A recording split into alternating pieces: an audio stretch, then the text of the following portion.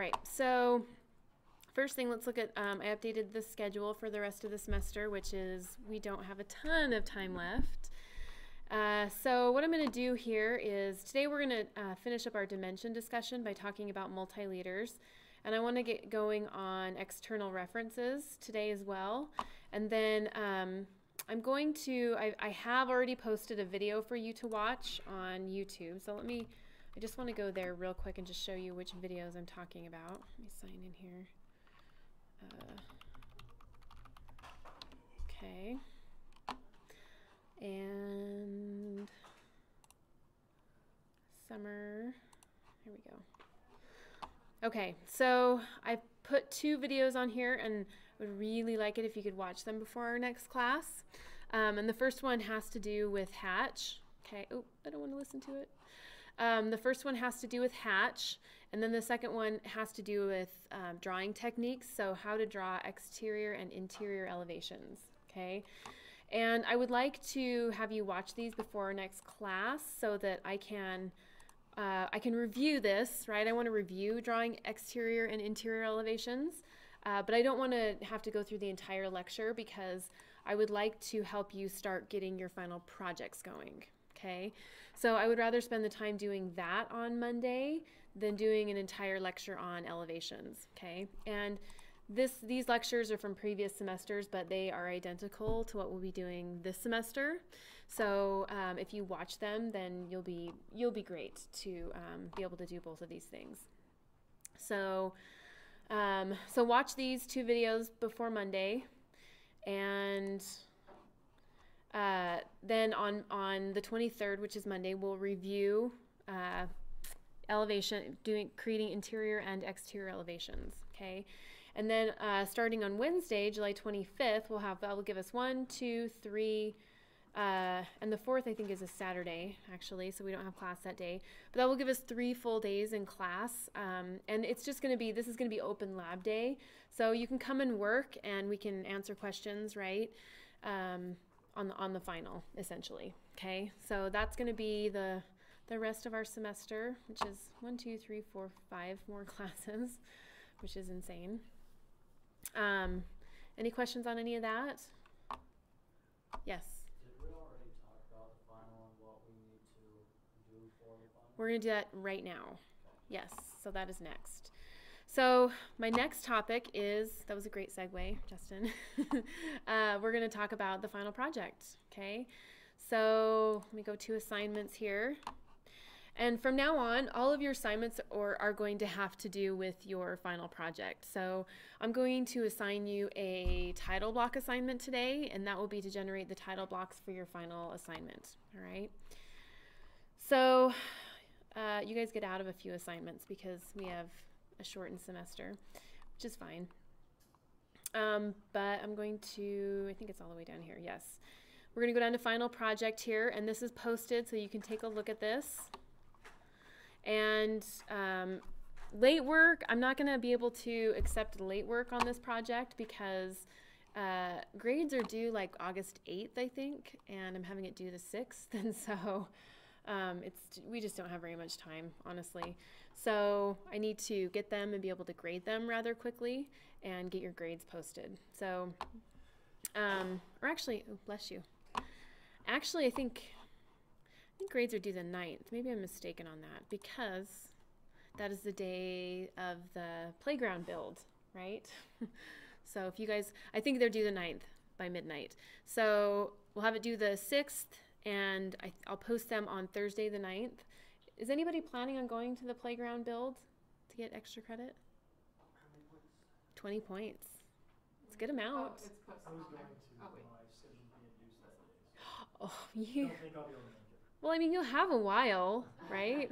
I'm kidding. Was it on the 8th or the 9th, right? It's on the 9th. 9th, yeah, okay. Yeah. Getting induced on the 8th of the afternoon, so I don't think. Well, you'll have plenty on your hands then. And the Oh, info's just on Canvas? It's on, yes, it is. So let me look at that real quick. So it's on, so let's go, not attendance. I'm looking for announcements. Okay, so a tonal caress, that's already been done. But this one to help build the playground. It's on the 9th, right? August 9th. Yeah. So if you can go and you can help, I think even part of the time, right? You need to sign up and let her know that you're going. But I'll give 20 points extra credit. I think it's worth it to go and to help. And then that's a pretty good amount of extra credit. That's like one big assignment or 2 small ones, right? So I'll figure out, I'll talk with Sophie, and you have to email her and sign up for this. So you just email RSVP at this email address or with Sophie, and that's her email address. And I'll just get a list of students that night. I'll email her and ask her to forward those to me who came and participated. And then you can get points for that. So there's that, and that is the 9th, and I will post grades on the 9th so that you can, if you want to get extra credit for that, you can get that. All right. Okay, so let's look at the final project. There wasn't a ton of, I mean, I guess there is some things going on in the community, the architecture community, right? Oh, you know what? In fact, hold on one second. I just got an email about a Women in Architecture event that might be before the end of the semester as well, so that could count for some extra credits. Let's see. Oh, it's on my PK email. Hold on. Is it? Maybe not. Okay, hold on.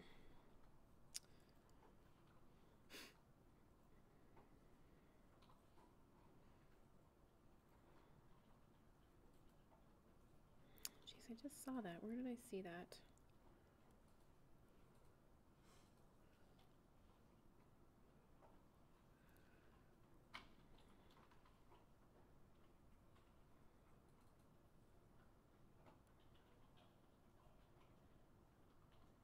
And it's at Method Studio. It's a mentoring. This will be interesting. Oh, it's Thursday, August 2nd. So let me see if I can pull that up online. I bet we could find it. Or maybe I'll just post it as an announcement. Anyway, so it's Women in Architecture. It's called a speed mentoring seminar. It's at Method Studio, Thursday, August 2nd from 5:30 to 7:30 p.m. So I'm assuming from the title it's about mentorship. So if you want to go to that, and it's Women in Architecture, but it's not just Women in Architecture, right? Anybody's welcome to come. So I'll post that one as an extra credit event as well. Be a good event. Okay. So final project. Let's talk about our final project. I'm going to first look at the drawings for the final project, but let me just talk about some of the general components of it. You need to follow all the instructions, of course. We're not going to print this one, actually. Let me edit this because I edited it on the other one, but I'm only going to do a PDF print file only. So in the past, when we have more time, I usually will have students physically print this and bind it and bring it to my office, but we just don't have a lot of time. So I'm just going to have you create a PDF file of this. You may not work together on the project, meaning you can't share files, but if you're sitting in our computer lab here and you're asking questions to one another and that kind of thing, right, that's fine with me, right, working through issues. So this project must be turned in on time because the grading period is very tight for me. Until our final project is due, our classes are really going to be considered lab time. So that means if you want to work in class, you can. If you feel like you can work out of class effectively and get it done, that's fine with me as well, right? I'm not going to be taking attendance, so whatever you want to do, you can do. You can upload this project early or on time. Usually, I usually actually give a little extra credit for uploading it early, but I just don't know if we have enough time. Does anybody want to go that route? No? Okay, we'll leave it alone then. Okay, so we'll just leave it at that. And I'm going to ask the person at the desk to give me the physical print because I'm not going to be collecting physical prints. They'll just be a PDF print. So let's take a look at the drawings. And again, because we are in our summer course, and this happens every year, I'm not going to have you do all of the drawings that everybody's required to do throughout the rest of the year. But you will have a cover page that's required, and every sheet that you see here, I want you to notice that there's a drawing or some type of, this is actually a graphic I'm going to give you to use, okay? But there's going to be something like that in your title block here. This is what's called the title block, okay? The title block, it's an information block that sort of borders your drawing sheets. And this is really, it's a block essentially. So you create it like a block and you add attributes for all of these different things in here, okay? So you're gonna need to have your drawing in the center of your page, and you're gonna have a title block on every page, and each of these pages are going to be 11 by 17. So I'm gonna have you draw the site plan drawing, which includes a site plan, a curve table, and then of course we have our title block. Usually you have to draw a few site details, but I'm not going to have you do that in this case. This little project is a cabin, and this is one of Jeff's projects, but it's just a pretty simple little floor plan, right? So what I'm going to have you do is I'm going to have you draw the main level of this, but I'm not going to require you to draw the upper level, okay? So I want you to draw level 1. Some things I want to point out about level 1. There's a bathroom, we have a closet here. There's a staircase with a fireplace, mechanical room, and closet kind of at the top here. We've got the kitchen over here. We've got a porch, outdoor porch over here. We've got indoor space like a bedroom and an open kind of, what is that called? Living room area, dining room area, I guess. And then we have an outdoor space over here as well, okay? This space, if you look at it before you get going, you're gonna notice that you have some common dimensions in places. So we've got a 12-foot spacing here, but then we have these kind of square columns here that are 4 foot, 4 foot, 4 foot, 4 foot, 4 foot increments. And then it's symmetrical because we have another 12-foot increment, a 4-inch, and a 2-foot increment, right? So you're gonna notice that this little project is pretty symmetrical, right? And that it's on, a lot of these are on a 4-foot grid, okay? Same thing along this side. We have 6 foot 8, and then we have 4 foot, 4 foot, 6 foot, 4 foot, 8 foot, and we have the same dimensions over on this side as well, okay? So I just wanted to point a few of these things out to you. You're gonna have doors and windows that go into this project, and those are gonna need to be blocks with attributes, and it would be wonderful if you could use some of the stuff you've already drawn, right? So you don't have to do it again. Let's see, objects in here like the bathtub, the toilet, the sink. You can look for those blocks in the design center. I think a few of them are in there. And if they're not in there, you can just draw them.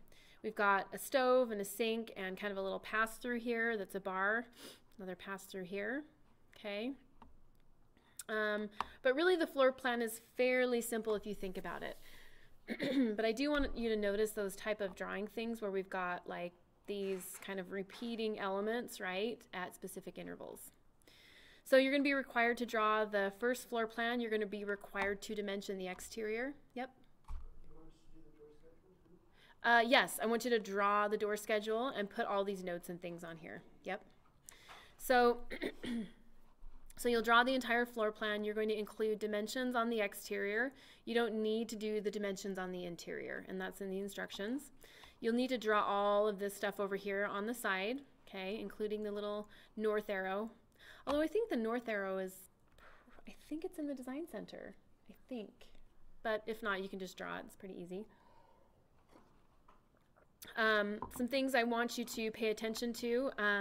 Number 1, I know we're not drawing the second level, but things that you'll want to notice maybe that are the same up and down, right? The exterior walls, kind of this mechanical, I guess, core you could call it, the vertical circulation. Those are going to be in the same place on both levels, so I just want to point that out. I also want to point out, I think there's 1 or 2 minor errors on the door schedule, and every time I talk about this final project, I can't remember which one it is, but I think it might be like one of these bifold doors, like letter F. It says 3 foot by 6 foot 8, but maybe it's 4 foot. I can't quite remember, okay? If there's an error on the door schedule, the drawing is correct. So if this is actually a 4 foot door, draw it at a 4 foot door, okay? So the drawings will override the door schedule. Okay, you're not going to draw the second level. Oh, we've got 2 notes saying that. You will be drawing the exterior elevation though. So although you won't be drawing this, you'll need to reference it to draw the exterior elevation. So we will be drawing that. You won't be drawing this section, but you will be drawing this interior elevation slash section view of the house. This enlarged floor plan, which is a kitchen plan, it's just a larger scale view of the floor plan that you drew. So this isn't really any new information. It's just being able to add the leaders to it that describe all these different things, okay? So this one you'll draw, and it's really just a different, it's a kind of a copied view of the floor plan right here, so you don't have to redraw it. And then this right here you will have to draw, so it's interior elevation slash kind of a little bit of section here. Okay, yep. Is there a way to actually make sections in AutoCAD? Well, so if you're talking about like, hey, we've already drawn the floor plan, is there a way to generate a section from that automatically? The answer is no. So in AutoCAD, in flat 2D AutoCAD, you'd have to just draw it like a flat drawing using the floor plan as reference. In Revit, of course, we draw the 3D model, so when you draw a section, you just draw a little line through it and makes a section. If you use Autodesk, there's a 3D version of Autodesk for AutoCAD that some people use that you can do that, but not in our version. All right, so that is our final project, and we're going to get going on that immediately. And probably the first thing we're going to do is we're going to get the title blocks going, okay? So we're going to get the title blocks going for your assignment today, and then when we meet on Monday, I'd like to review the kind of drawing techniques for interior, exterior elevation, but then I want to get going on what's called your master file for your final project, for the drawing portion of your master, or of your final project, okay? And that'll make a little bit more sense after we have our lecture today. All right, so these are the drawings. I'm going to talk about this title sheet in a couple of weeks. Right? Everybody usually gets going on their drawings and they're doing just fine, and then they say, how do we do this cover sheet? I don't know how to do that, right? It's actually the easiest part of this entire assignment. So I'll talk about that in one of our lab days that we'll have, and if you're not going to be here, I'll record whatever I do on screen, and I'll post it on YouTube. So let's see. So we have our drawings, and we have a list of instructions. So there's a PDF with instructions, so drawing guidelines. I'm not going to go through all of these, I'll let you read them. But you know, basically it's like, hey, draw each of the supplied drawings, make the text this tall, create a file that's called this, your title block needs to be called this, draw your title block like this, your site plan needs to be this scale, right? So just a list of written out instructions on what to do, okay? So one final thing about this list of instructions, at the very end of it, there are some scale rulers. So if you take this and you print it out, and if you print it, I'm going to choose our little printer over there, which is this our new room number? Dang it, 301. I mean, it has to be, right? Because that's the only one on there. Let's just look. 301? I don't know. We're 406. Oh, no, 305B. I'm going to write it down. 305B. Okay, 305B. I will never remember that. At least the elevator is coordinated now. Did you guys notice that? Yeah. Yeah. So when you actually hit 3, it says level 3 on the light. Not that I need to take the elevator up 2 levels, right? Okay, so this one is 305. No. Oh, we don't even have it on here. Well, anyway, if we did, what you want to do is make sure that you don't choose fit to page. You want to make sure that this is printed at 1:1 scale, because these rulers, these little, you can cut them out or just fold them and use them, right? But if you choose fit to page and you print these, it will slightly upset how large they are, and so they won't be the right size for measuring, essentially, okay?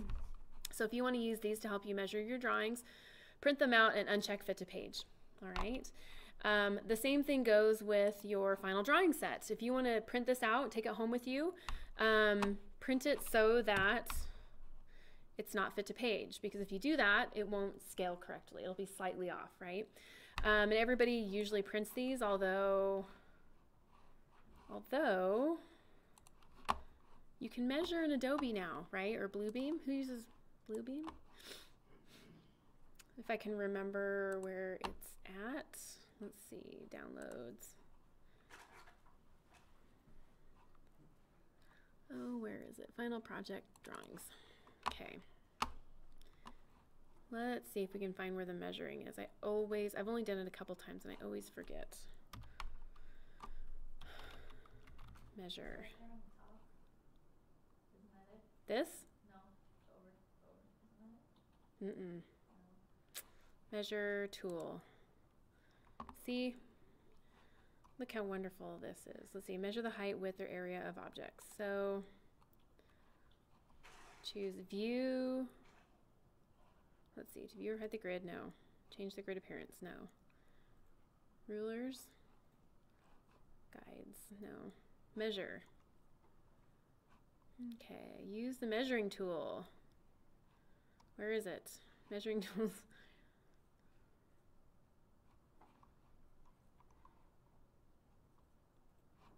Tools, measure. Okay. Oh, tools. There we go. Measure. All right.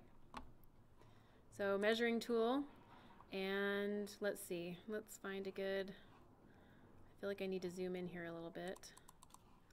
Okay, so I've got my measuring tool. It's even snapping. So I'm not getting a really good, like, I'm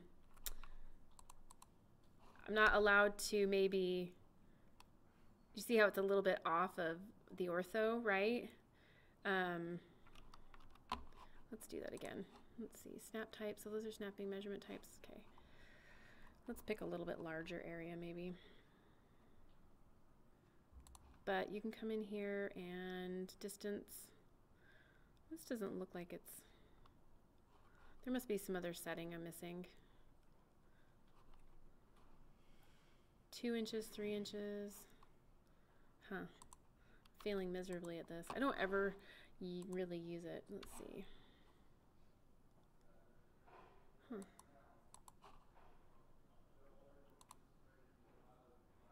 So 0.12, it says down there in the bottom, okay, scale ratio, 1 inch. So I think the problem here though is that there's got to be some setting.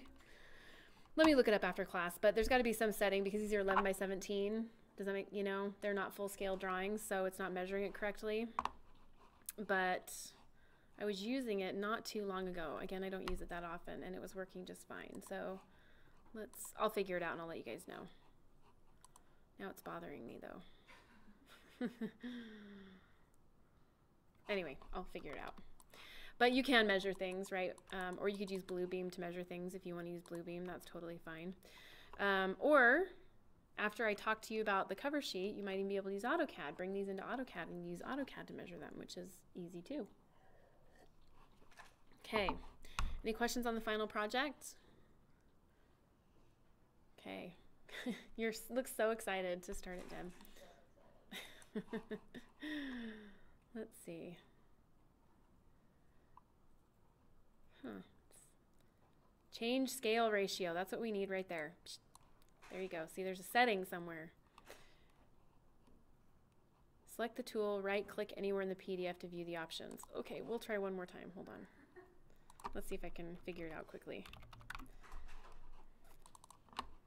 It just is a lot easier for you guys, right? Okay, so we're going to go to measure, and then we have the measuring tool. It says we can right click and let's see, change scale ratio. There you go. 1 inch is equal to 1 inch. So you would have to, for each drawing, put in, like, if it's half of an inch is equal to a foot or whatever. So scale ratio, I would assume you could type in like 12 inches is equal to, or 3/8 of an inch. I don't remember what the scale of this drawing is. Shoot, and I'm stuck. 3/8 of an inch is equal to 12 inches. right? So I could hit OK. Okay, what's 3/8? We'll do 0.25, a quarter of an inch. So now instead of, there you go, see it's measuring, it's in inches, but of course it's a little bit closer, right? This is in a 1/4 inch scale though, so you'd have to figure out what 3/8 in decimal format is, and then you could change whatever it is and measure it. So there you have it, easy answer, right? Okay, that's our final project. And let's get going on our lecture. Okay, so, YouTube, here are the videos. Here's the hatch video, and then here's how to draw exterior and interior elevations, so you'll want to watch that. You can print these here at the school if you want to. I don't know if the printer's loaded on these computers, but for this room, but in the other print room over there, I'm assuming that's likely what printer is popping up for that one over there, so you could print these out if you want. So everything is in here, and there it is. Yes. 0.375. So you do 0.375 of an inch is equal to a foot, and then you'd be able to measure things. Good, good, good. See, Google knows everything. I can tell you where to go here. Okay, so let's get to our lecture material here. I'm going to open up AutoCAD. And I want to talk about leaders first, and then we're going to talk about external references. And then, like I said, on Monday, we'll review how to do elevations. So watch the videos, we'll review that, and then I'm going to help you getting your master file together so you can start drawing your final projects, okay? All right, so I'm going to open up the file that I was working on last time, this one right here, and I'm going to open up one other on the CAD Common. Let's see. Oh, what is wrong with me today? Let's see here. 1310 drawings, and I'll know it when I see it. I think it's a little section. M leader. There we go. That's the one we want. Okay. All right, so I'm going to come over here to drawing 1, and I want to create some leaders, right? So, and I think probably when we were looking at the final project, hopefully you all know what leaders are. Let me open the final project up one more time just to show you what a leader is. But essentially a leader is something like this right here, where you have an arrow that points to an object in a drawing and is described with text, okay? So that's a leader. Which is different than a dimension, right? A dimension is something like this where you have, you know, the dimension line or the baseline, and you have extension lines with a numeric dimension over the top, okay? So this shows numeric quality of objects, and this shows descriptive text, essentially. And you'll see a pretty good combination of both in architectural drawings, right? Not just architectural drawings, in all types of drawings. So we go in, we measure it, we tell people how big it is, and then we describe it, right? So let's talk about leaders and how to create them. Leaders are probably one of the easiest things in AutoCAD to generate because of this lovely multi-leader tool that AutoCAD has now, which, well, I say it's new all the time, but that could mean like it's 10 years old. I still feel like it's new in AutoCAD. Oh, but I'm going to click on multi-leader to generate a leader in here. Now, I think you guys are probably getting pretty used to the workflow of, you know, any type of annotation has a style associated with it, right? So text has a style, and dimensions have a style, and leaders also have a style, right? And you're also pretty used to the idea that there's sort of a structure behind these things, right? Text has text, dimensions have the lines, multi-leader has the arrowhead and kind of the keynote bubble if you want it. But then it has text, and text has to be a certain size in order for it to print correctly and be readable, right? So these things are pretty similar between text, dimensions, and leaders, all right? So following kind of the standard that we've followed for everything else annotation related, we're going to create a leader style for us to use in our drawings. So I'm going to click on this little flyout, and of course I get this looks pretty familiar to the dimension style box, right? I'm going to click on annotative and I'm going to click on new. So this is going to be an annotative multi-leader, and we'll call this M leader, and that's it. It's annotative. I'm going to choose continue. And we still have some dimension like things that we have to define, but it's not as extensive as the dimension dialog box. So we're going to choose the leader format, the leader structure, and then the content for the leader. So starting with leader format, what kind of leader do you want? Do you want a spline, fancy little spline one, right? Do you want a straight one, or do you not want to have a leader? I'm just going to leave it straight here. What color do you want the leader? Well, I want it to read by layer, right? So whatever layer this object is on, it will read that same color. The line type is going to be by layer, line weight by layer. The symbol that we have, you can choose any one of these, and I think by default most people use the closed filled arrow, which is fine, but there are cases where maybe you want to have a leader with like a little dot, right, to indicate or name something, so you could do that as well. But I think closed filled, small dot, and then I guess we don't have thickened end here. In Revit we have a thickened end, which is probably the third most common, right? Those are the top three. So we'll choose closed filled. The size of the arrow, this is our little arrow here. You can make it larger, see, smaller. I'll just leave it at, let's do 1/4 of an inch. That looks pretty good. And then the break size, right? Do we want it, oh, nope, never mind, sorry. I was thinking it was that gap. We're gonna leave that alone actually. The break is something else we'll talk about. All right, so let's go to leader structure here. How many clicks do I need to click in order to place this leader? So do I need to click once, twice, or a third time or a fourth time to place these leaders? And I think an adequate number is 2. So 2 clicks to place the leader, which I'll show you when we get into it.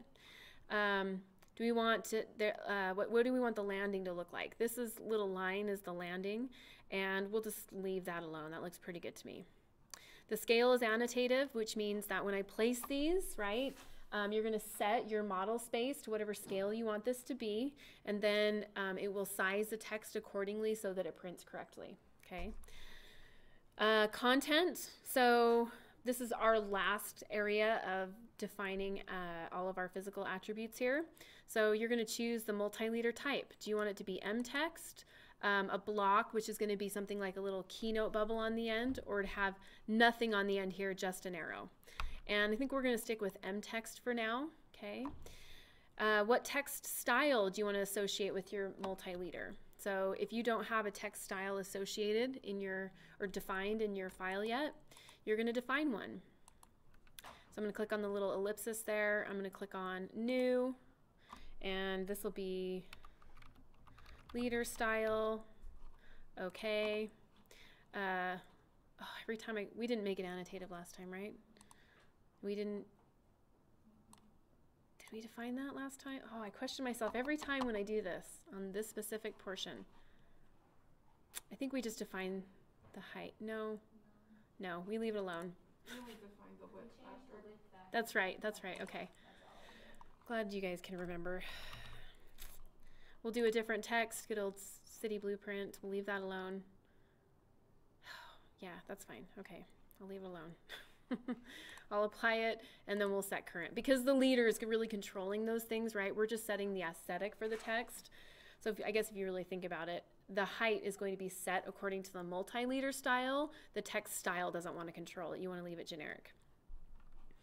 Set current. I'm going to close that out and change it to leader style. So there we go. Do we want the text to be kept horizontal, right? Or do you want it as inserted, meaning it might not be readable the way you have it, but we're just going to keep it horizontal. The text color will be by layer. Now here's where we specify height, of course. Let's make it a 1/4 of an inch, just slightly larger. Okay. And do we want to left justify or give a frame around it, right? Do you want to box it up like that? No, we don't. Horizontal attachment or vertical attachment, we want a horizontal. For our attachments here, we're going to choose middle, let's see, no, we want it center of top line. Middle of, oh no, that's right. Middle of top line. Yes, that's good. Middle of top line. Yes, that's good. Okay. Landing gap, we're not going to worry about that. We're just going to leave that alone. And really, that's all we have to define in our leader. I'm going to hit OK. I'm going to click on the M leader, choose set current, close it out, and now I'm ready to create a leader, right? If you create that M leader style in your template file that you're using, every time you open your drawing, you don't have to redefine the leader style. You can just, it'll just be available for you to use in your template file. Okay, so let's use our multi-leader, all right? I'm gonna click on multi-leader to initiate the command, and it basically says, hey, remember your model space is set 1 to 1. Is that the annotative scale you want it to be set at? And I think actually, hopefully I remember right, I think my drawing scaled at 3/8. So I'm going to choose 3/8 and I'm going to hit OK. That was kind of AutoCAD's nice little reminder that, hey, you have to set your model space, right? Let's just double check and make sure that our, is it 3/16? Oh, mine's at 1/4.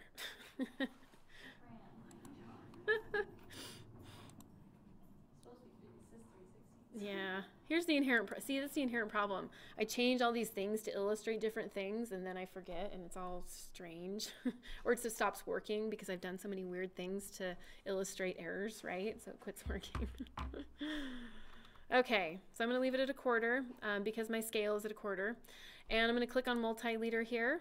And when I click on multi-leader, it says specify the leader arrowhead location. Okay. Well, if I am calling out something like this upper dashed line, I can click on that upper dashed line. Click. I'm going to move in the direction I want to go. My ortho is on right now, so do you see that I have a straight, a very straight leader? If I press F8, it turns off, right, to allow me to move it where I want it to go. So that was my click number 1 to place the arrow. I'm going to click a second time to place sort of the angle of my arrow. Click. All right, so that gives me that angular orientation right there. And I can start typing. Upper shelf shown dashed. When I'm done creating my text, I hit close text editor, but you're gonna notice that when I'm allowed to start typing text, all of the different text editing options that are available with text and sometimes dimensions are showing. So I'm allowed to change the font if I want. I'm allowed to change the justification. I'm allowed to put a symbol in there. I'm allowed to check the spelling, right? So there are a lot of different things that, oh, did you see I moused over the standard style, right? I'm going to click on close text editor and there is my leader, right? I can grab this and I can copy it, CO, enter, right? I'm going to turn my ortho on. 1, 2 times, there we go. If I want to edit the text on my leader, click, click. I grab it all and I could say wall, or let's do something like 2 by wood framed wall, enter. Close text editor. We'll double click here and we'll say something like door C, door schedule. Close text editor. I can grab this, I can hit M for move, and I can move it down to hit the door. Okay. I can also grab my leader, and you'll see we have some grips here, right? I try not to edit the grips too much because I want all of my leaders to view similarly, but I can click on the end of the leader here, grab it, and I can move it if I need to, right? So if I need to bring it over to there, I can bring it over to there. If I want to change the landing, I can change that. Oop. If I want to move the text, I can move it with the text. If I want to stretch it out, I can stretch it out. Okay, I'm going to move this back. Ooh, it just hurts my eyes. I'm going to hit undo. Okay. So there are a lot of different things that you can do with leaders, right? Another thing that you can do with a leader is you can add a leader or you can remove a leader, right? So I'm going to talk about those. I'm going to click on add leader and it says select a multi-leader. Click. And a leader magically appears. I'm going to press F8 to turn off my ortho, and I'm going to click on that little door right there. And it says, hey, you want to continue to create them? Great. Escape, escape. Okay. This is the best option right here. AutoCAD didn't used to have this, And so you'd have to, if you wanted to have 2 leaders off the same text note, you'd have to copy this up and move it down and then make, so the text would essentially be overlapping itself and then pull the second leader over to where you needed it to go, right? I have a question. Uh-huh. If I wanted to just say C-door schedule with 100 different points on my print, but I didn't want to keep making them, can I just make leader? Wait, say that again. I didn't hear. Block? Say that again. Can I make that, if I need to put like 100 of those on my print, Uh-huh. Yeah. can I just make one? Yeah. And then just Copy it around. copy it around? Uh-huh. Can you put one like in your template, or is it just you have to put it on your print and then copy it all off? No, you could copy it. So if you created one of these and just put it in your template, then it would be there, right? But I could take this and I could CO copy it and I could just grab it like this and I could just copy it all over where I need it to go. Is that what you're asking? Yeah, but if I had like 1,000 different sets of prints that I want to make, I have to make one of these for every print, right? I don't think I'm understanding your question. 1,000 different types of. I'm making a set of prints for this job. Yeah. And I'm making another set of prints for this job. Oh, you want the same keynotes in each file. I want to be able to take that and put it over here. Oh, yeah. Recreate it. I see what you're saying. Yeah. So there's a couple ways you could do that. So if you use the same notes like in every single drawing, right? You've got 10 different notes, right? And you don't want to have to type all these out because every time you type something out, it could be inconsistent or be different from print to print, right? So there's a couple things you could do. The first thing you could do is you could build these into your template file, right? And usually what a professional template file looks like is there's a lot of inherent settings, but there's also inherent annotation. And a lot of times in like the model space, when you open up a standard file, we'll call it a template file, a standard file, you'll have a little box over here. Yeah, and it will say like annotation. And then you'll put all like the section marker, the elevation marker, like keynotes and things that you use all the time. So when you open it up, those will just be sitting there, right? So that's one way of doing it. The second way of doing it would be to generate all of these and then to make a block out of them and to save them as a W block out. And then when you want to use them in your drawing, you just bring them in as blocks and explode it and use it. Yep.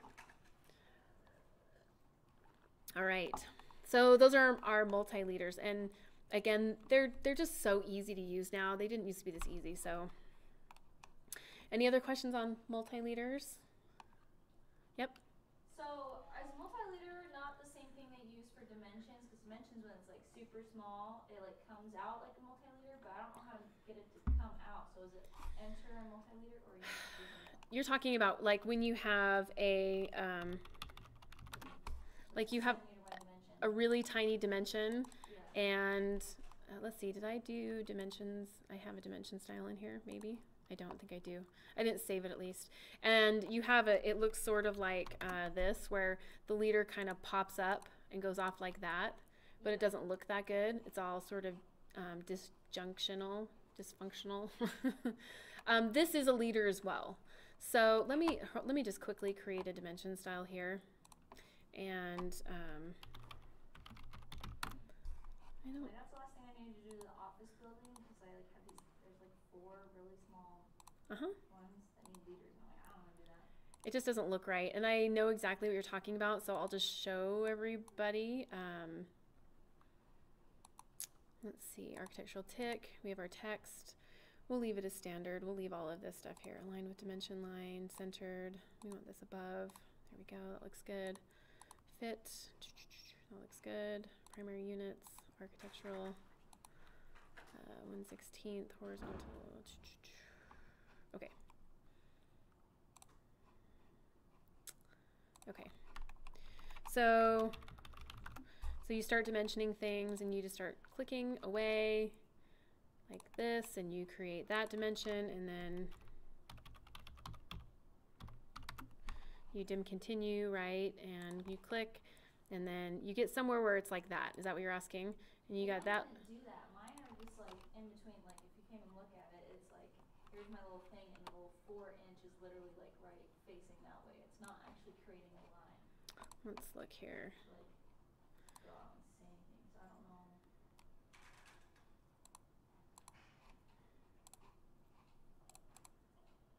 Something more like that, maybe. Yes, that's what's happening. Okay. So you just have to pull it out. So I just click on it. Yeah.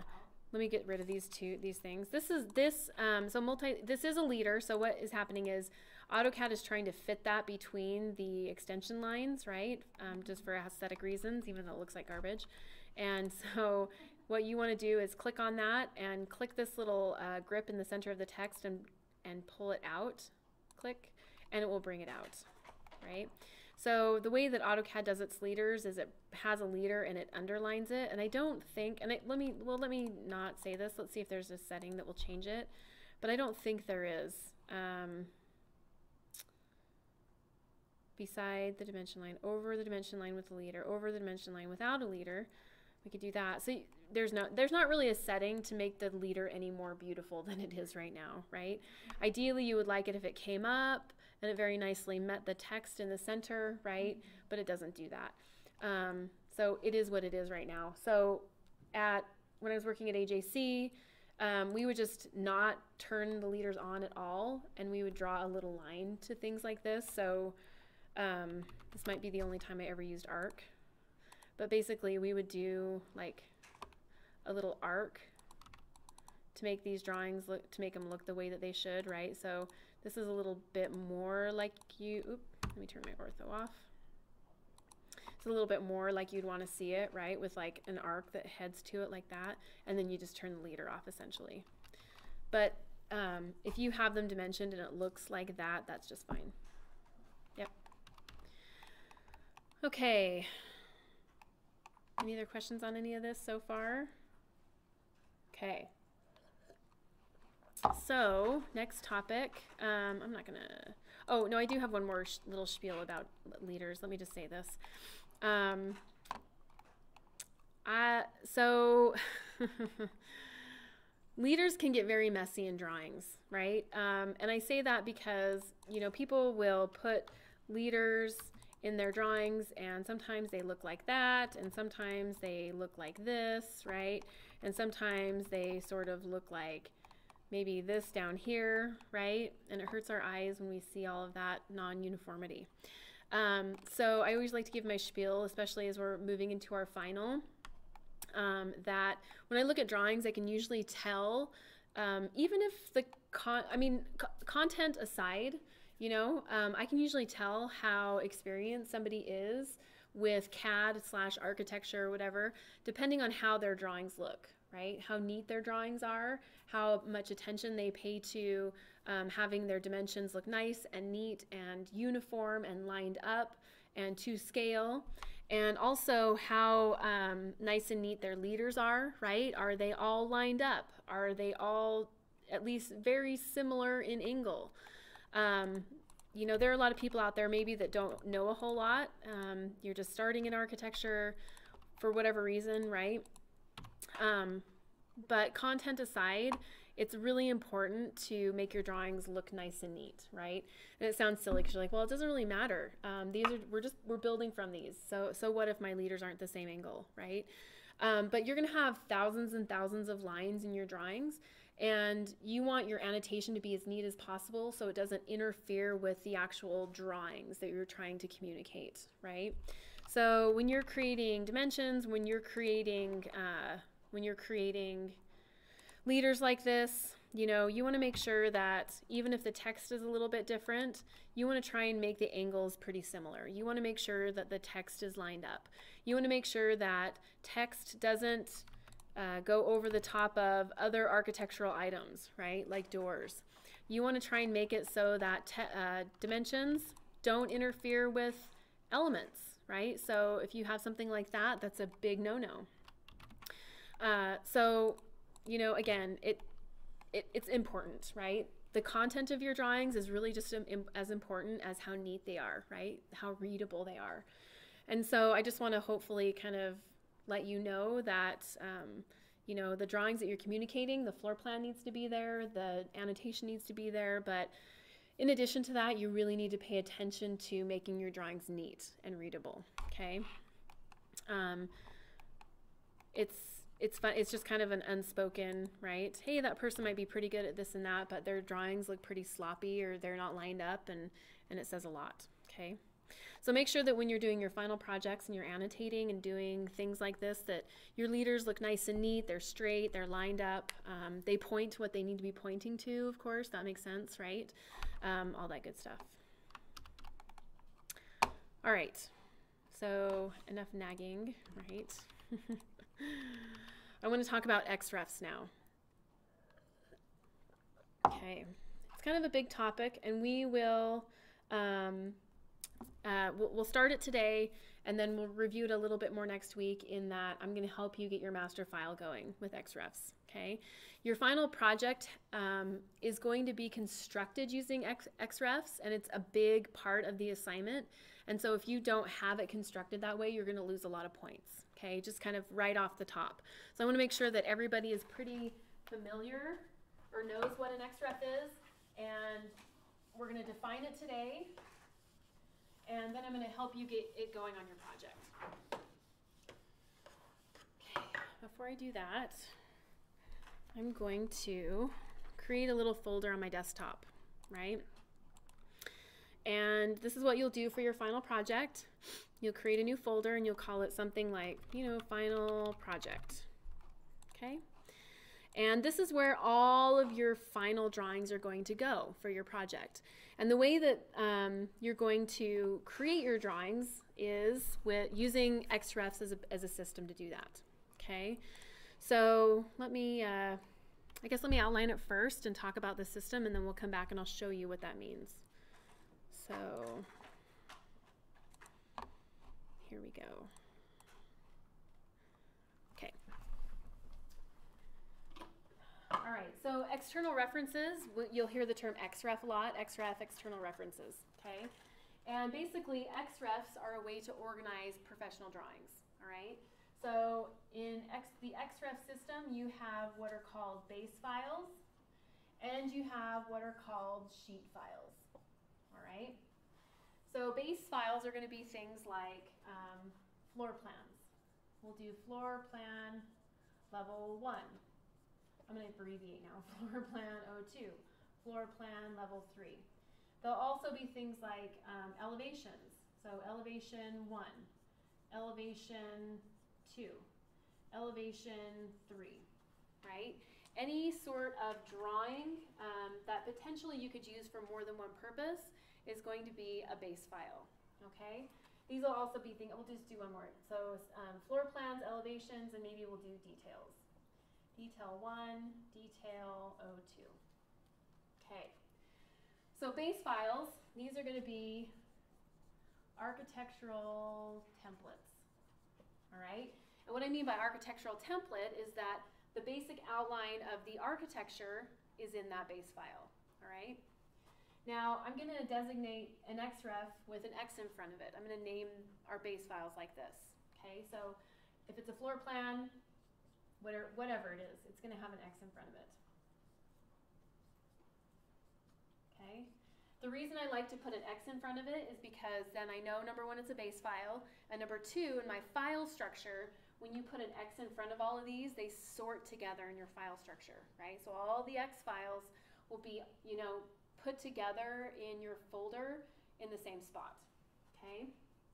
So in each of these separate files, you're going to create one drawing, all right? So if you have a building that's 3 levels tall, you're going to have one file with floor plan level 1, a file with level 2, and a third file with floor plan level 3, right? 3 separate files, one for each floor plan, okay?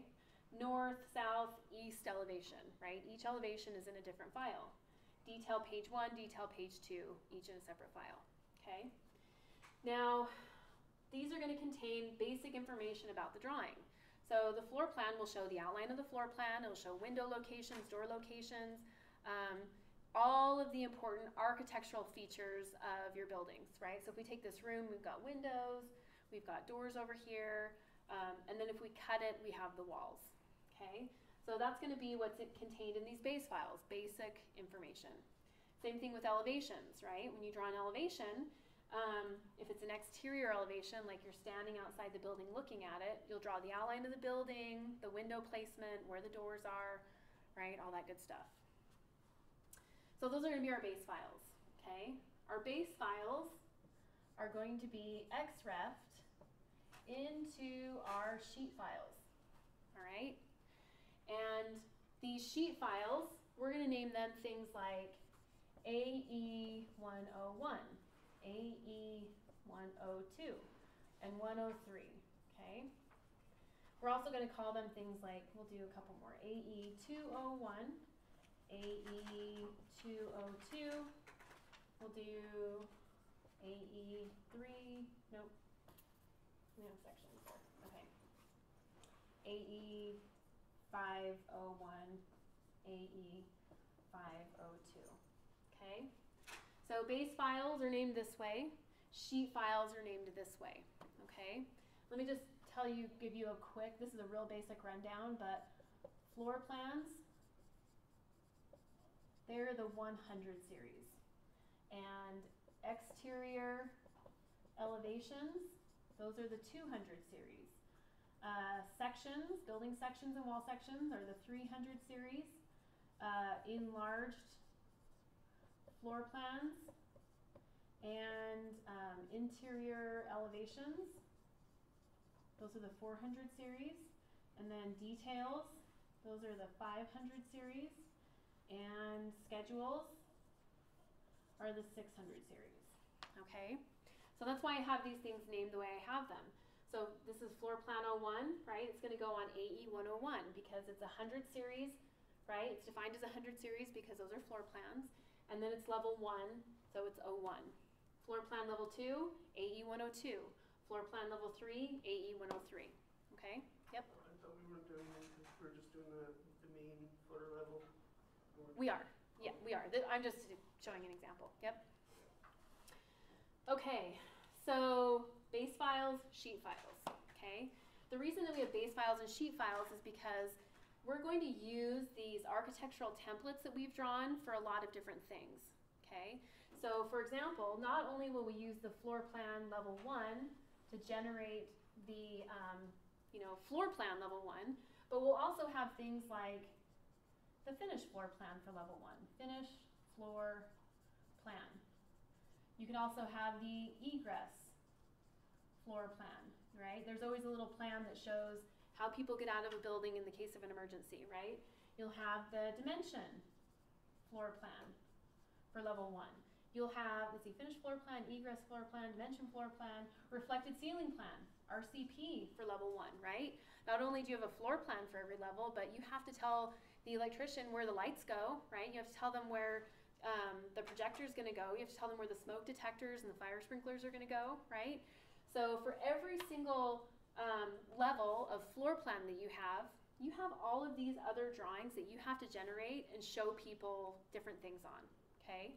So it makes sense that for floor plan level 1, you create the outline or the basic information for that drawing, and then you XREF it into different sheets where you do sheet-specific work. Does that kind of make a little bit of sense? Maybe. Everything's blank. No.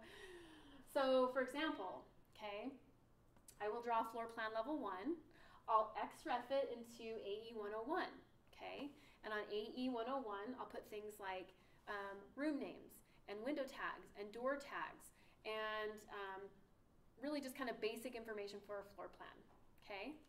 I can take this same floor plan, okay, and I can XREF it. We're gonna skip and we're gonna pretend, right? We finished all the levels. There are 3 levels. We're gonna insert some new floor plans in here. Maybe we have not another level, but we have another type of floor plan we have to generate. So we'll put in here like AE 104. Okay, so we've done our floor plans. Now we have to do our finished floor plans. Well, when I draw a finished floor plan for this room, it's going to have the same wall location, door location, window location as the actual floor plan that just had door tags, window tags, basic information. So I'll take floor plan number 1 and I'll also XREF it into AE 104 to use as a template, but I'll draw the floor finishes on it, right? So instead of showing room tags, I'll show floor finishes. I'll also take floor plan level 1 and I'll XREF it into AE 105, okay? And that becomes the reflected ceiling plan. So instead of showing the finished floor, right, I'll use the basic walls location, door, window locations from the floor plan that I drew here, and I will draw the ceiling grid on it, right? And I'll show lighting locations and where the projector is, where the screens are, all that good stuff, okay? So essentially I use this one floor plan, I XREF it into all these different sheets, and I do different types of work on them, okay? The reason we have to do that is because otherwise it would be too complicated, right? I mean, if you think about it, if you have a carpet tile like this, it's 18 inches by 18 inches, and you have a ceiling tile that's 2 foot by 2 foot. If you had that stuff on the same drawing plan, it would be very confusing to look at, right? Because it's so similar, okay? So we have to draw those things on separate plans so it makes sense for installation, all right? Just make a little bit of sense, hopefully. Yeah. So let me get started. So base ones are like the basics, empty kind of floor plans Yeah. or whatever. Yep. Sheets are like these type of drawings that we're making. It's Uh-huh. like all the information. is All the added to information, it. yep. But it's different sets of information, right? One might Right. show flooring, one might show lights, one might show something else. Right. But the idea is that you're still using this to fit everything in there, right? Because it remains the same, whatever, depending on whatever you're doing, installing. Okay. Somewhat makes sense? Okay. Now here's the thing about this. I'm going to show you how this works, okay? And when you're only doing 4 or 5 drawings, right, you don't see the real beauty in it. So let me just say that, okay? Because this really is very effective when you have maybe 10 plus drawings, right? When you're just doing 2, 3, 4 drawings, you sort of start to feel like, hey, I'm going in circles here. I don't understand. The system doesn't really make a whole lot of sense, right? But when you're working with 50 drawings and you have a bunch of sheets and you're trying to coordinate everything, the system really makes sense, okay? Let me talk about a few kind of options or features of XREFs, okay? The really nice thing about an XREF is that if I have floor plan level 1 and I'm doing all these different drawings using this as a base file, right? I'm drawing the finished floor plan, the egress plan, dimension plan, reflected ceiling plan, right? What happens if I go to a client meeting and they say, hey, we want to make this 10 feet longer, right? You're like, oh, okay, well, we can do that. But what that would mean is that I would have to take this floor plan and I would have to update all of these other sheets to make sure that they match the changes that were just made in that floor plan, right? And that's an easy thing to do, but and this is a feature of XREFs, it kind of functions a little bit like a block system where if I open up this base file and I change it, anywhere that it's XREF'd also updates. So I can open this, make changes, and every other file, whether it's 1 or 50, where that is kind of path to, XREF to, it'll update and make the changes. See the beauty in the system, right? Otherwise, what you'd have to do is you'd have to say, okay, the client made some changes. Open, make the changes, close and save. Open, make the changes, close and save. Open, make the changes, close and save, right? Of course there's going to be some updating, but the updating is not the important part, right? The important part is that the actual outline of the floor plate is the same from drawing to drawing to drawing, right? So that's one really nice thing about XREFs. So when I create an XREF, anywhere that it's attached, I make a change and it updates. I don't have to open, update, close, open, update, close, open, update, close, right? And aside from it just being a big pain in the neck to have to do that, it's not very accurate, right? Because you could open this one up and stretch it a little bit. You could have said, oh, I made a mistake, and then you get a phone call, and you make the phone call, and then you forget you made the mistake, and you close it, right? So this file is different than this file, which is different than that file, right? So this allows you to make a change in one place, and that one change is filtered through all the places where that drawing is connected, okay? It also allows more than one person to work on the same drawing information at a time, okay? So if we need to do a finished floor plan, an egress plan, a dimension plan, an RCP, using this as a template, you've probably already figured out that in AutoCAD, if somebody has this file open, nobody else can access it at the same time, right? They'll say, this is a read-only file. Would you like to open it as read-only? Which essentially means you're opening it as a copy, right? So if you have 10 people working on the same project, that would mean that only one person can open that and make changes or access it, which doesn't make a whole lot of sense, okay? So what the system also allows us to do is to link this to all these different sheets, and then one person can be working on this, another on that, you know, so you can have multiple people being able to view the information here, but being able to do individual work on each sheet, right? And with that, if somebody opens this and makes a change, it immediately notifies those people that something has happened. Can multiple people like work on AE101 at the same time, or does it have to be as big? No, yeah, so you still have that limitation, but it's better than it was with this system. So, number one, we can make a change in one place and it reflects everywhere, right? Number two, multiple people can access information from here, but be doing sheet-specific work, okay? Number three, the really great thing about XREFs is that it uses an attachment system, okay? And what that means is that when I'm working in a sheet, I'm only viewing this, okay? And what that means is that it's sort of paper-clipped to my file. So I'm in this file, I'm working. This file is kind of paper-clipped to that file so I can view it and use it, but it's not actually a part of that file. It hasn't been inserted, okay? So it's called attached. It's attached to that file, but it's not inserted, all right? And what that means is that it doesn't have all of its garbage that comes along with it, right? So when I insert something, it's wholly taken into a file. And that stuff you can very rarely get back out of a file, right?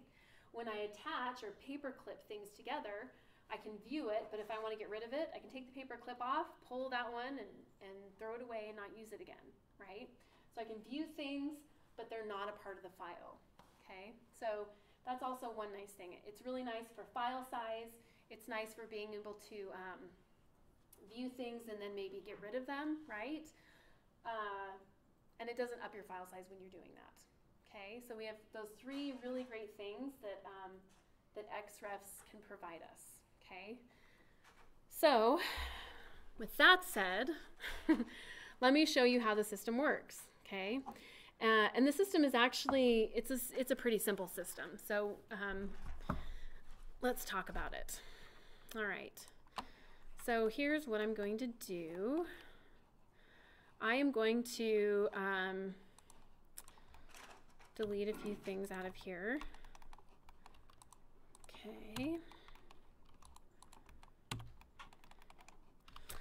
So if I had this drawing open here and I had created this floor plan, right, this would be my floor plan base file, all right? And I would draw it all up and then I would go to File, Save As, and I would go to my desktop, go to my final project, and I would call this X-Floor Plan. Save, okay? And let's see, what else do we have to draw? We have to draw an elevation. So I'm gonna say this is my floor plan, and then once I'm done with that, File, Save As, and I'll type in X-elevation. And I'm gonna, instead of having a floor plan in here, we'll draw this very terribly, so no laughing, but we'll draw an elevation, right? Look at this gorgeous house. We'll make it abstract. Okay, so there's an elevation. We'll even do a little chimney, right?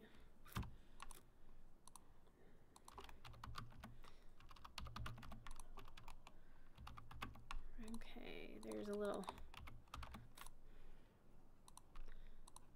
Okay, so there's a little elevation of the house. Okay, so in my X elevation sheet, I drew an elevation. Save. All right, so I'm going to close both of these files out. Oh, I even have a section. Let me save this section. File. That was lucky. Save as. Right. Let's see. Final project. X section. Save. All right, so I'm going to close out these files. So in my final project file, now I have these files. I have section, floor plan, elevation. Those are my base files, okay? Now it's time for me to create my sheets, all right? And again, you can watch this video again to remind yourself, and I'm also going to go over how to do this again on Monday when we're here, and I'll record it for everyone. But creating a sheet is really, really simple, all right? You're going to start with your template file, or if you don't have your template file updated, you're going to use a blank file, okay? So I'm going to go back to AutoCAD, and I'm going to go to my template file location, 1 Shelly DWT. I'm going to open it up. To create my sheet, I'm going to save it. File, Save As, and I'm going to give it a new name, AE101, Save. And I just created my new sheet. And that's all there is to it, right? Essentially what we need to do is we need to create some blank sheet files that we can then XREF our base files into, okay? And to do that, we start with the blank file, we give it the sheet name that we need it to have, and that's it. So now when I look in my final project folder, let's do it by name. Oh, see, we already have a backup file. I'm going to break a cardinal rule and delete that. I have my sheet file, AE101, and I have my base files, elevation, floor plan, section. Okay, so I can close out of AE101, there's nothing in it. Let's create our sheet file for our elevation. I'm going to start with my blank template file. File, Save As, AE201, Save. Okay, and by doing that alone, I just created my sheet file. That's all you have to do. You just have to save it with the proper name. Okay. Yep. So my problem I've been having with the scale factor Mm-hmm. is I just With scale factor? the scale factor Uh-huh. on a couple of previous assignments were not correct. Mm-hmm. So just because you are creating these new sheets and it is a template file, Mm-hmm. what is the scale? It says it's 1:1, it's architectural. But when you go into paper space immediately and then change that to 11:9:17? Uh-huh. Yeah. Yeah, so okay, so you're confusing two things though, right? So this is model space, and we're changing the annotation scale of it, right? This changes the annotation scale so that when you put things on sheets, it makes it the text the right size, right? So when you use this annotation scale in model space, it's allowing you to view things differently, right? If that makes sense. It's bumping the height of the text up and down, but it's not actually changing like your physical drawing. Your drawing's staying the same size, right? When you go over to paper space, okay, and you have a drawing in here and you click on your viewport and you change the scale here to like 1/16 or whatever, right? That's taking whatever is in model space and it's allowing you to view it at a scaled proportion so you can print it. Does that sort of make sense? I think it's a confusing topic because it looks kind of the same, right? You got a little drop box at the bottom of the page on both of them, and it kind of makes things look different in both of them. It'll just take time you doing it, you know, over and over again to kind of figure it out. But yeah, okay. So I've got my template file here and I'm going to close that out. I'm going to save it, yes. All right, so now I've got two different sheet files. I have 101 and 201, all right? And then I have 1, 2, 3 different base files. So elevation, floor plan, and section, okay? So let me show you how we XREF things together. And this graphic up here, right, this is the way things are gonna go. We have a base file, we always XREF them into the sheet file. That's the workflow. We XREF base files into sheet files, never the other direction, okay? Now, that means that I'm gonna open up the sheet file that I wanna XREF something into, right? That's gonna be my workflow. So let's open up AE101. I'm gonna click here and open it. Okay, and I want to XREF my base file in here. Okay, so I'm going to type XR, enter. XR, enter is XREF, obviously abbreviated, but that's going to bring up my external reference tool palette over here. Okay, I could also go to insert, and under reference, I could choose attach, but you're doing the exact same thing here as you would by doing what we're going to do down here. Okay. So to attach an external reference, I click on this little attach button, the down arrow, and I'm going to choose attach drawing. All right, if you hint, you can attach other things into your files like images or PDFs. I'll let you think about that one for a minute, right? Drawing. Okay, I'm going to go to my desktop where my drawing is saved, final project. I'm going to choose the base file I want to XREF in, which will be floor plan for this one. I'm going to hit open. Okay. This external reference dialog box pops up and it basically says, hey, do you want this to be an attachment or an overlay? We want it to be an attachment. We want to paper clip this file to the sheet file. Let's see. The scale of the object, we just want it to be 1:1, meaning when it comes into my file, I don't want it to be half size or larger than 1:1. The insertion point, I'm just going to uncheck that and leave it blank. Path type, let's choose no path. Okay, this path type, essentially the way that AutoCAD functions is that if I'm in, we'll draw a little picture here, if I'm in AutoCAD right here, right, AC, and I have a little drawing in my AutoCAD model space, right, that I'm viewing, and that drawing has been XREF'd in, and it sort of lives over here in this file folder, right? You've got all these little files that live in your file folder. In order for AutoCAD to be able to view it here, it has to draw a path back to the original file, right? So it says, hey, I'm viewing the floor plan. The floor plan is this file, and it looks like this, and I see it here. So there's this back and forth connection between the two, okay? Now, if we choose no path, then, oh, that thing swiveled. If I choose no path, AutoCAD still has to have that connection, but it's a little bit easier to maintain it. It basically views it, and then it doesn't necessarily break the path, but it makes it so that it doesn't always have to be looking back and forth to view it, okay? Which is different than relative path, okay? Relative means that it's always looking for that path. And it's looking for that path by looking for the name of the file, all right? Which is different from full path, which means that AutoCAD is looking for this file, but it's also needing to know what computer it's on, where it's located on the hard drive, and then the file name, right? So these are just kind of different definitions, like full path is the most defined. It's on Shelly's computer. It's on her C drive. It's in school stuff. It's under AutoCAD. It's under Final Project, right? So when AutoCAD looks for this drawing using a full path, it starts at the computer and goes all the way down, okay? With relative path, it doesn't need to know it's on my computer. It just needs to know it's called X floor plan. And hopefully there's not another file called X floor plan, right? So it finds X floor plan, and then it can read it. And with no path, it's just not looking for a path, right? So we're going to choose no path. Do we want to rotate it on the screen? At this point, no, not really. So we're just going to leave that blank. And then we're going to hit OK. And this is kind of the biggest question I get at this point, like, where is it? I don't see it. What happened, right? If I look over here in my external reference dialog box, I see it there, right? I see my open drawing AE 101. I see floor plan right there, but I don't see my drawing anywhere in here, right?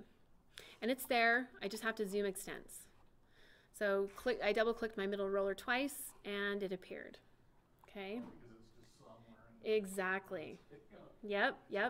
And it tricks everybody. The first time they do it, they're like, I see it, I just don't know where it's at, and it's just out there somewhere. So we have to zoom extents, okay?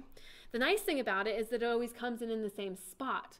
So if you accidentally delete it or get rid of it or it detaches, you can reattach it and it goes in the same place. So if you've drawn work over the top of it, everything will be just fine, right?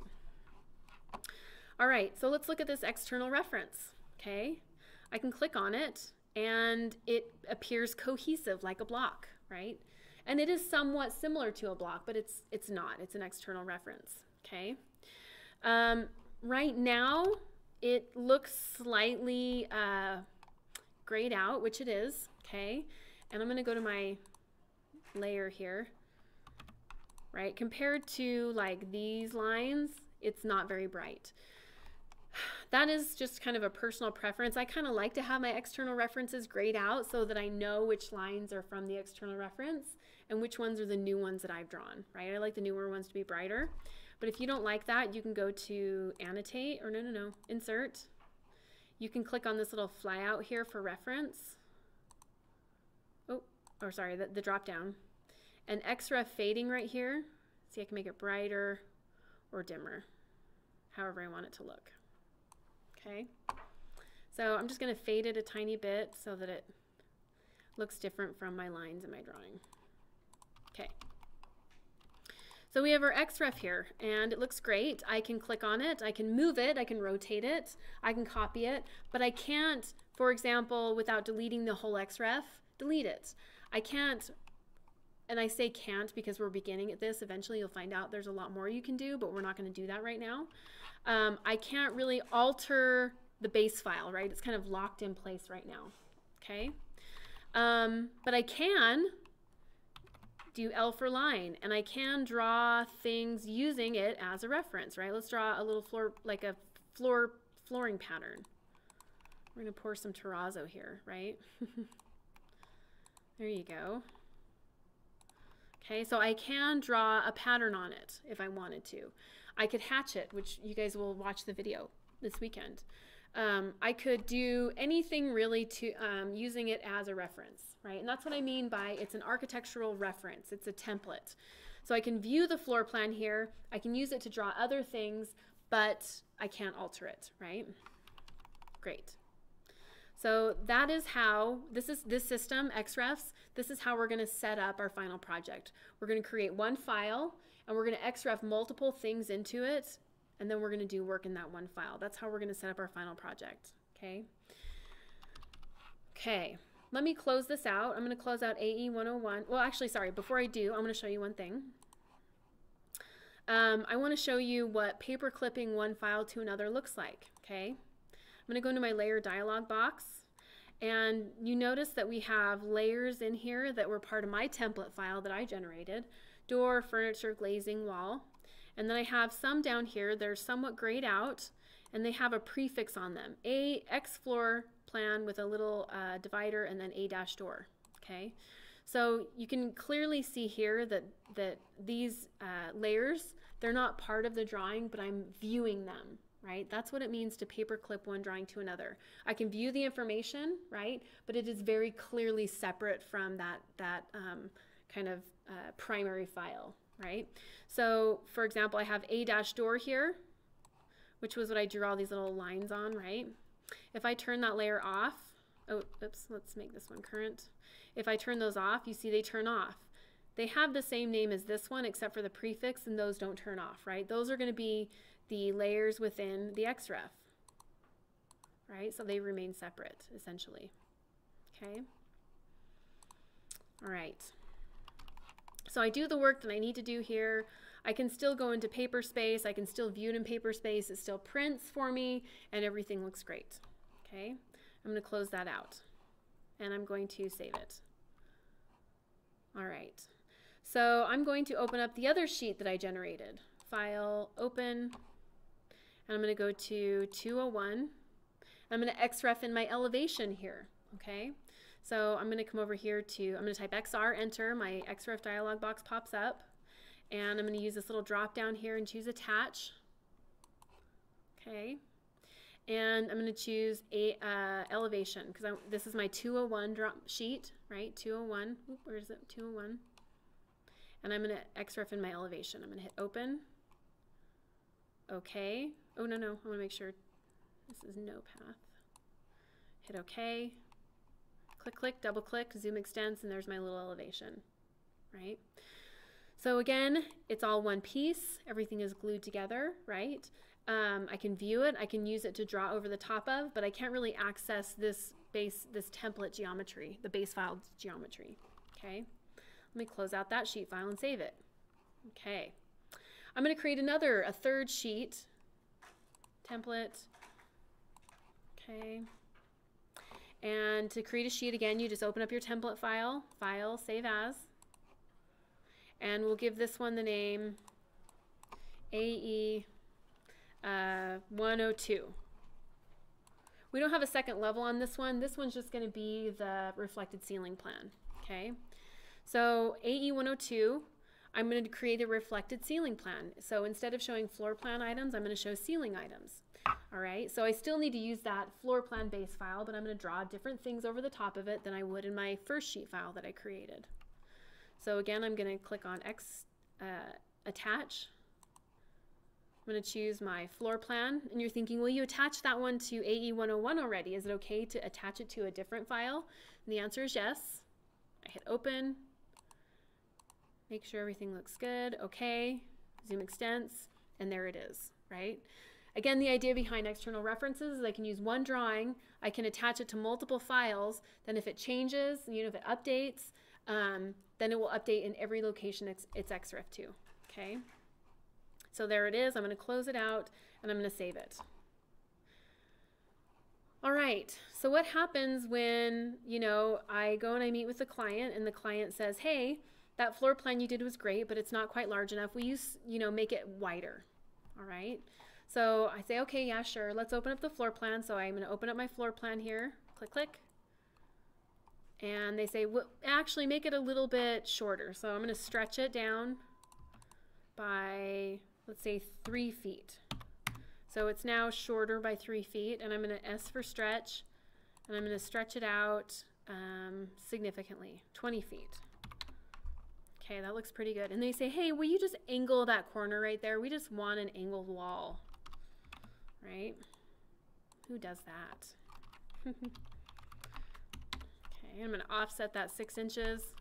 And I'm going to use fillet, F for fillet, enter, R for radius, enter, 0, enter, click, click, enter, click, click, enter, click, click, enter, click, click. Oop. There we go. Okay, so they love all the changes. Everything looks really good, and they say that's great. All right, so I'm going to close that out, and I'm going to save it. All right, and I just changed my base file. Now, when I file, open, the sheets that have that attached to it, you notice that it has already been updated, right? So the work that I had drawn over the top of it hasn't updated, so you do have to still do some updating. But from sheet to sheet to sheet, the most important piece, which is the outline of the building, right, or whatever, it has been changed so you can update it, right? So now I could come in here and say, oh, okay, well, I guess I'm going to stretch this pattern down just a little bit, bring that down so it fits, S for stretch. You're going to grow to love stretch, I promise you, right? Everybody laughs. Haha, no, I won't. I'll hate it forever. I'm just thinking if your client may have you change it, some guy at the other end of the office is working on the ceiling plan, and all of a sudden you got to change it in this print, may not be very happy. Oh yeah, for sure. They're like, what? No, and that's what happens. Somebody makes a change, and let me show you what happens when somebody's in a file. And these people start standing up. They're like, who changed the file? Did you change the file? Like, what happened? Who told you to change the file? You know, everybody like. Do you guys, there's an old commercial where people are in cubicles and it shows them as like groundhogs. Have you seen that? Somebody microwaves something that smells good and they all pop up like, you know, over their cubicles like, what smells so good? So funny. Not groundhogs, for those prairie dogs, right? That pop up out of their holes. Anyway, but it really does happen. People start like, hey, did you change it? You know, did you change it? So what will happen, right, I'm just going to cheat this a little bit, and I'm going to have my sheet file open over here, and somebody says, you know, hey, well, they don't say hey, they just open up the base file as you're working, right? So they go to open, and they go to floor plan, and they make some changes as somebody else is very easily, right, working on a ceiling plan. They make a change, they close it out, they save it, and then immediately that person that's working on that, oh boy, it's failing. Let me, oh, well, I didn't get a notification. I want to get a notification. Hold on. Let's stretch it just a tiny bit more. Oh, come on. Well, usually they'll get a little notification down here that pops up that says, S Bodily has changed the floor plan. Would you like to update, right? But you'll see here you get a little warning sign like, hey, something has happened, right? So you immediately do know that something has happened. I'm just a little, that's kind of odd that I didn't immediately get that other, we'll see if we can make it happen, but you'll get a little bubble that pops up down here. So right here, you know, somebody would right click on it and choose reload, and immediately you see those changes and all that lovely work they've done, right? Hustling for their deadline has been changed. Right? So they have to go back and alter it all. Are you able to change the type, like, because it says like current and attached? Are you supposed to change that in order to like manipulate whatever is in the drawing? No, nope. These are just going to be what they are, essentially. okay. So this just shows you have currently open AE 101, and the attached file in that file is X floor plan. Oh, okay. Yeah, yep. So you can only manipulate whatever is current. Well, yes, in the current file, yes. Oh. Yep, absolutely. All right. Okay, so let me save that. I really want to get that little bobble to pop up. Let's see if we can do it one more time, see if that works out. All right, we'll go to the elevation drawing. Okay, so I open up AE2, not 102, 201, file open, AE 201, open it up, right? And you're working along, doing your thing. And then somebody else opens up elevation. I wonder if I have my notifications turned off maybe somehow. And they come in here and they stretch this out just ever so slightly to, you know, mess up everything you're doing. And S for stretch, bring that down just, that's really odd, right? But we close it out, we save it. Okay, I'm not getting in, I must have my notifications turned off.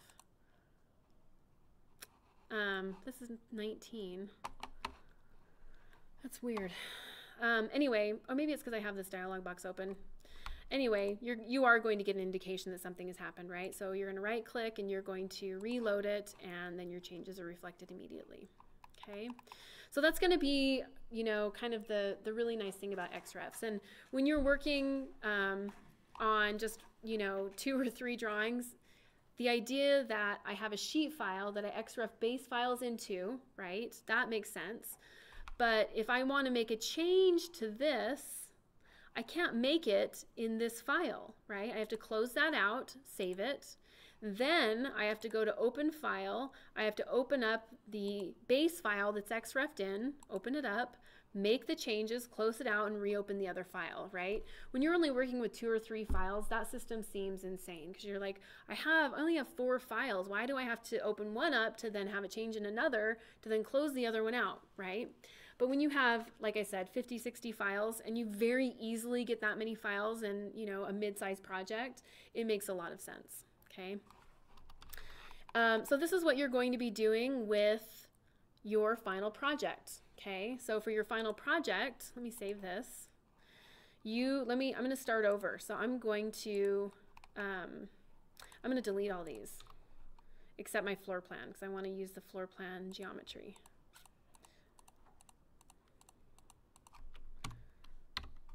Okay, so for your final project, you are going to have a bunch of different drawings you're going to create, right? You're going to have X-site plan. You're going to have X-floor plan 01. You're going to have X-elevation. You're going to have X-interior elevation and X-enlarged floor plan. Okay, so you'll have, this will be a base file, this will be a base file, this will be a base file, this will be a base file, and then this will be a base file, okay? So you're gonna draw all of your drawings for this final project in individual files, step number 1, okay? Then what we're gonna do to make it easy is we're gonna create one master file, and you're gonna XREF all of those other base files into one sheet file, okay? That's how we're gonna do it this time. All right, so you have the ability to XREF more than one thing into a sheet file at the same time, and that's what we're going to do, okay? So let me create a few of these, and we'll talk about that. So I'm just going to, don't panic, I'm shortcutting. Copy this, Control-V, paste, Control-V, paste, which is the same thing as opening up this first one and doing File, Save As, File, Save As, File, Save As, right? I'm just kind of shortcutting, but I'm going to rename this one X-site plan, right? And I'm going to right click and I'm going to rename this one X-elevation. And I'm going to rename this one X- what else do we have there? Interior elevation. Okay. Floor plan, I have a floor plan. The site plan, I'm going to come in here and just draw something weird very quickly. There's your site plan, right?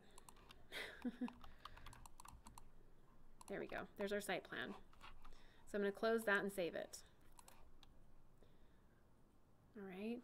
And then I'm going to open up my, so I've drawn my floor plan, I've drawn my site plan. I'm going to open up my elevation floor plan, which I should have just kept my elevation anyway, but I'm going to use, you know,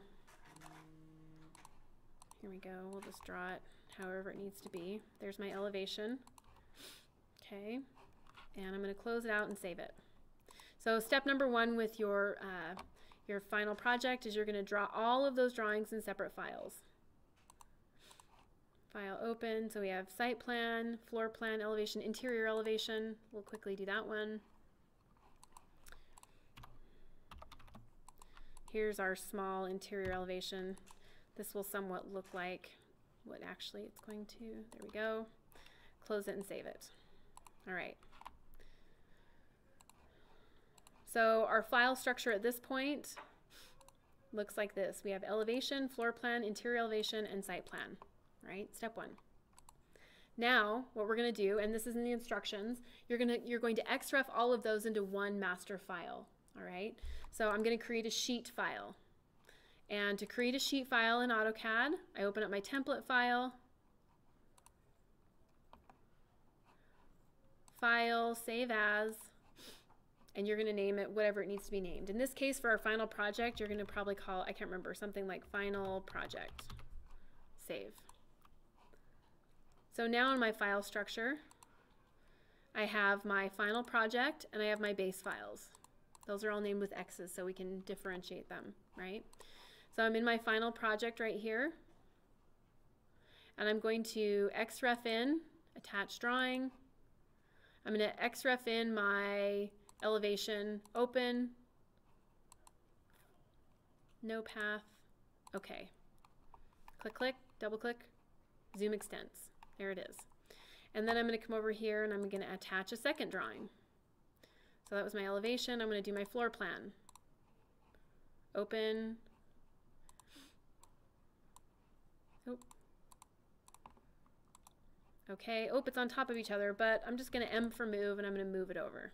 Okay, there's my floor plan. Now I'm going to XREF in my elevation floor plan, interior elevation, open. Okay. And it popped in right there. M for move, I'm going to move it down to there. Okay, we have one more to bring in. Attach drawing. We'll do our site plan, open, okay, click, M for move. We'll move that down. Oh, did I? I don't remember now. Let me undo that. Undo, undo. In fact, let me detach it and I'll reattach it. For the site plan, click on it, right click, detach. If I ever want to get rid of an XREF, I detach it.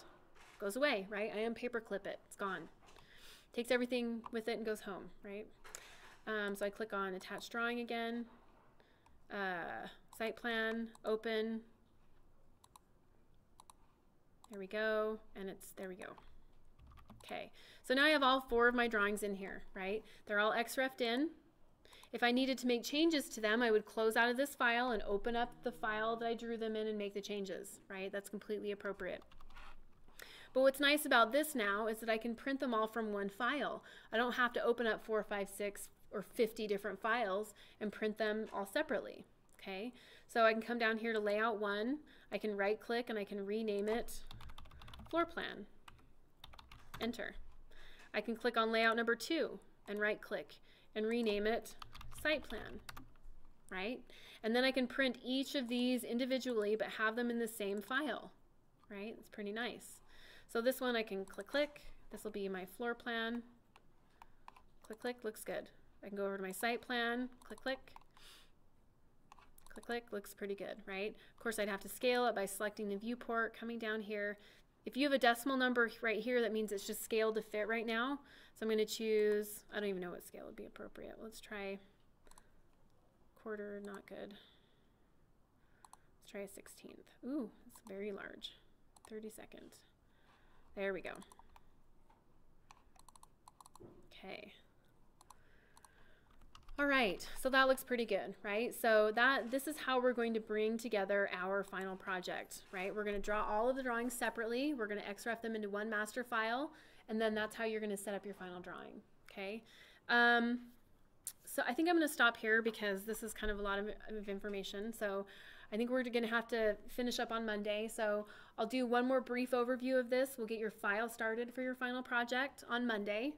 If you have questions about interior elevations, we'll go over those on Monday as well. So watch the video.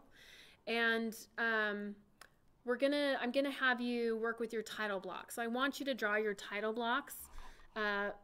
You've got a lot to do. Well, they may not be finished by Monday, but get them going at least so that we can talk about how to use them, okay? And your title blocks, I want them to look like this. This is what they need to look like, okay? So this piece of paper, these are blocks. They're W blocks, okay? These pieces of paper are 11 by 17, all right? So this title block is going to be a 1/2 inch narrower and shorter than that on both edges. So this is actually, instead of 11 by 17, it's going to be 10 by 16. That's how big this is going to be, okay? And I think this is something like 1.5 inches. But essentially, the way you're going to go about drawing your title block, which you only have to draw this one, okay? That's going to be your title block assignment. I'll do this quickly for you guys. I'm going to open up a brand new file. On layer 0, use the line tool.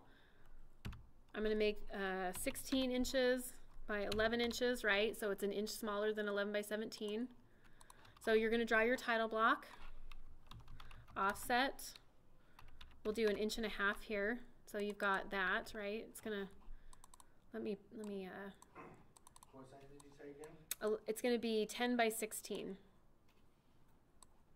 And we're going to continue this on Monday too. So if you don't quite have it done, we'll just work through all of this stuff.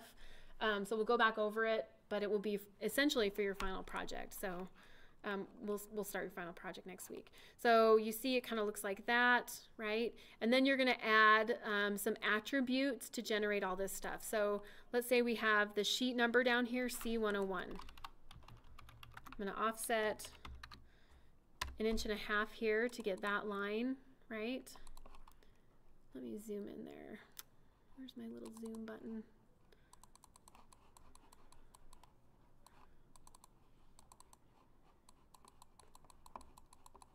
Okay, so trim TR, enter, trim that off. Okay, so sheet number. So some of these things are going to be attributes, like the stuff that you need to change. So C101 won't always be the sheet name. It could be A101. But the title, sheet number, that always stays the same, right? So name, class, and school, these actual titles, these stay the same. So those are going to be text, okay? And this sheet title will be text right here. Scale, date, those will all be text. What will be variable will be an attribute. So the scale, where you change it here, that's an attribute. The date will be an attribute. This will be an attribute. 1, 2, 3 attributes right here, and then this will be an attribute as well. I'm going to create an attribute in here. I'm going to draw a line across this so I can get the exact center, but I could have just used my object tracking. I'm going to create a sheet number attribute here just so that you can start this. I'm going to go to define attributes, and this one will be called sheet number, and let's see, X01. The text justification will be middle center, and whatever text style you have in your drawing. I'm going to make this 3/4 of an inch tall, and looks good. Okay, click, right?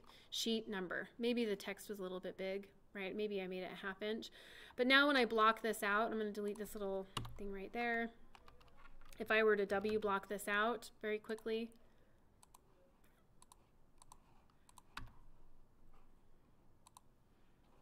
right, I could type sheet 01, okay, and then that schedules coordinates, right? So the idea is that this is C101, right? But the next one is A101, and the third one is A201, right? So I can click, double click, and I could change this O2, okay? And this is going to be a W block that you save out, that you use, you insert it like a block, and then you're going to change this information per sheet, okay? So I'd like it if you would get these started so that we can, you know, talk about any problems that you run into on Monday. But from Monday on, I'll really just be kind of getting you going on your final project, clarifying things, answering questions, and working through some of your drawings, essentially, okay? So I'm not going to actually post an official assignment for this stuff. Just get going on it, and then on Monday we'll talk about it again. That sound pretty good? It's a lot today, right? All right, let me stop here.